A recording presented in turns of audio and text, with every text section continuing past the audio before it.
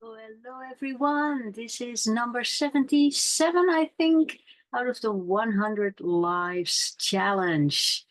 My name is Ingrid, and we're going to talk about pressure today. Pressure.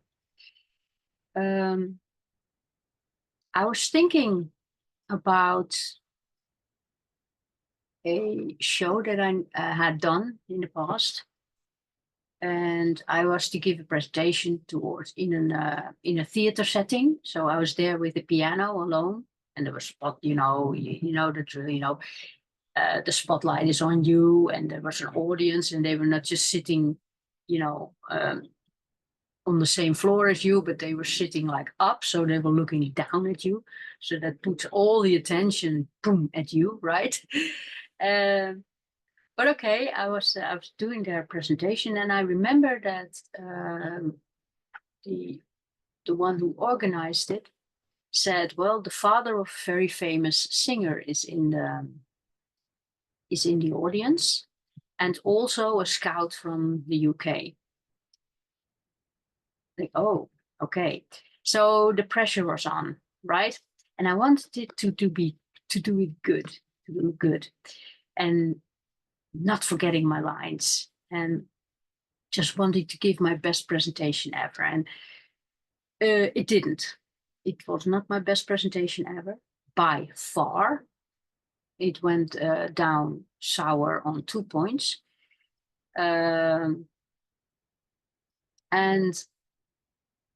I developed a fear of forgetting my lines from that moment on.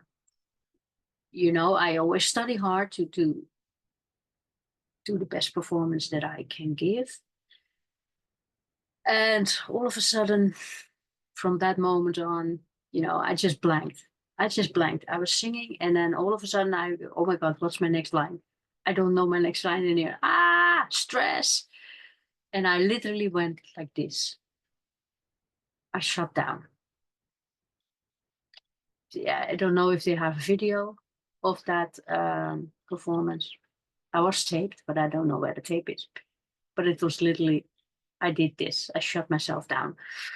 So from that moment on, I had a fear of forgetting things. And for me, that meant, I was doubling down. I wanted it to be perfect. And I wanted it to tell everything I wanted to tell. Um, so I put the pressure on. Not only was there a pressure from the outside, the UK scout and the father of that famous person. Um, so that's pressure from the outside, right? But I took that internally. I put the pressure upon me to, I have to work harder. I have to rehearse more. I have to do this. I have to do that. So there was a lot of pressure upon me. And I always thought, when I was looking at other performers, like, how do they do that? How do they know their lines so well? And I was jealous. They had something that I did not have, right? Um,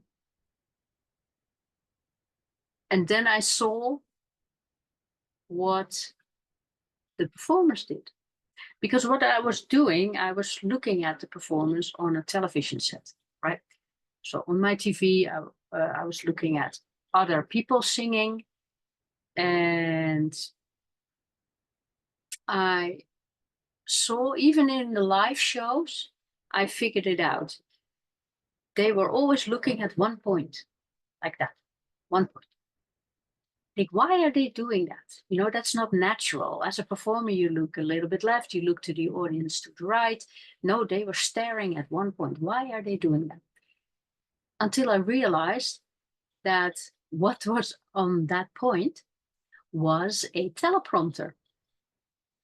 And a teleprompter, in case you don't know that is basically a camera that, let's say that this is the camera that rolls by the text.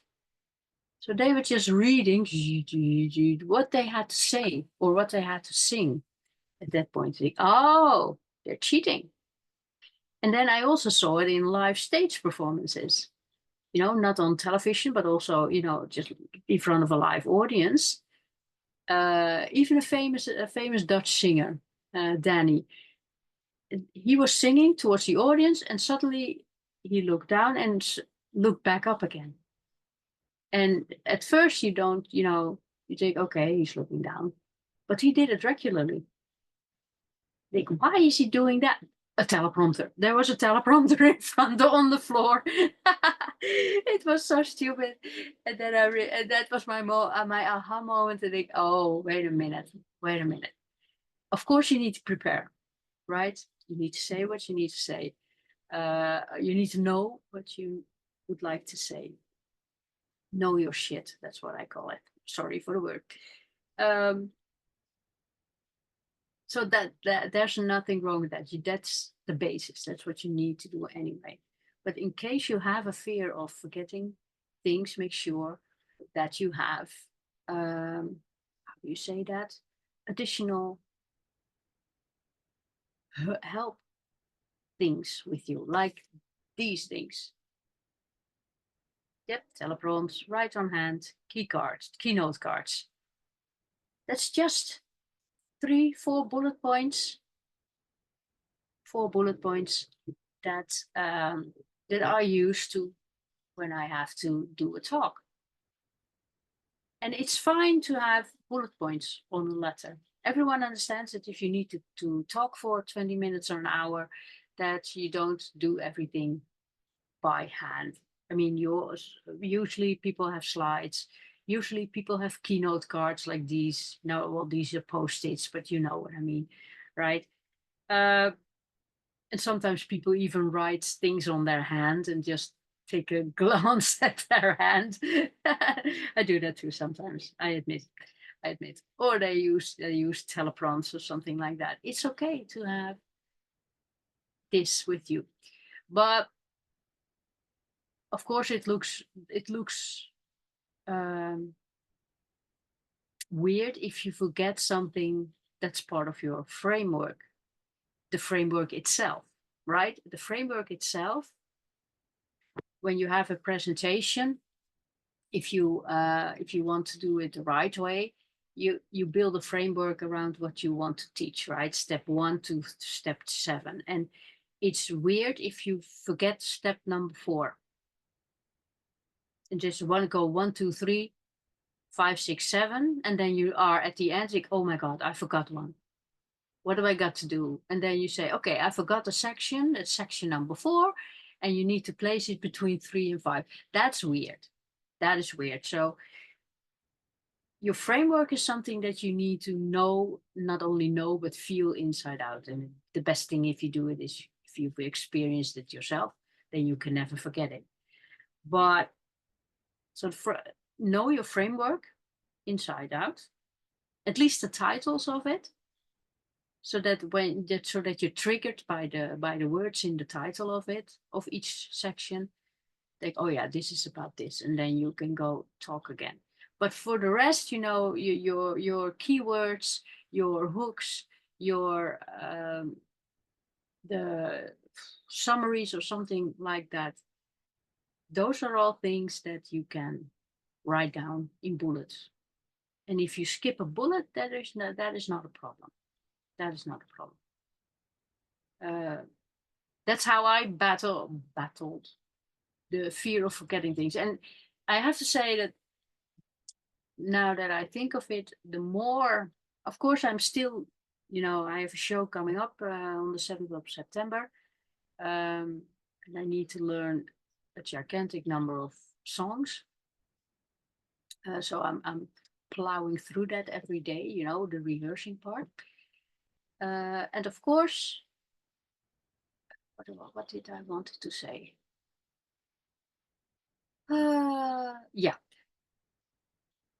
The more you learn how to deal with that fear, with the things that I'm telling you, the handles and all that stuff, you will find out that if you use those handles, like the teleprompter, the writing on the hand, the keynote cards, and all that type, the bullet points and all that type of stuff, the more you do that, and the more you get used to handling with that, you will find out that once you forget something, you can make a joke about it and then integrate. Think, silly me, 56 years old, I'm getting there. I'm starting to forget things. So this is what I forget. And then you talk about it and then you move on, right? You can make a joke about it and move on. But that's a skill that you can only do once you've broken through that fear. It's not a shame to forget things. It's weird, when the pressure is on. If you forget things, you only have one chance to not let it go. The first thing you only have time for a first impression or whatever that saying is. I get it, but that brings up that pressure, and that pressure makes that you forget things. And if you're sensitive to that, or you already have a fear to that, that pressure is not helping. Definitely not helping. So try to bring those fears down. Use some. In English, you have a beautiful word, auxiliary means. I don't know, extra things like keynote cards or stuff. Use those type of things to handle that type of fear. All right. I think I said everything about 3 times, doesn't it? That's my fear again, that not getting the message across. Maybe I was a little bit blurry today. Anyway, I hope you got the message. Bye bye.